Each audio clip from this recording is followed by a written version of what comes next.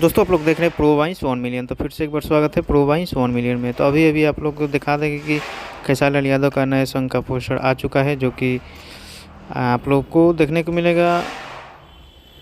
आप लोग को देखने को मिल जाएगी डिम्पल सिंह चीनी। और आप लोग को बता दें कि इसमें गाना गाए हैं खेसारी लाल यादव और डुइट है सिल्फी राज जी का, जो कि बहुत ही मस्त गाना है। और अभी बतिया बा इस गाने का नाम है।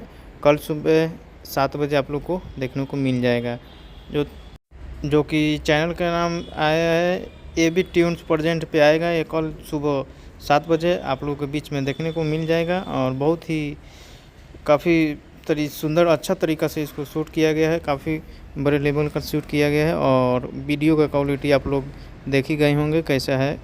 पोस्टर से ही पता चल जाता है कि वीडियो क्वालिटी क्या होता है।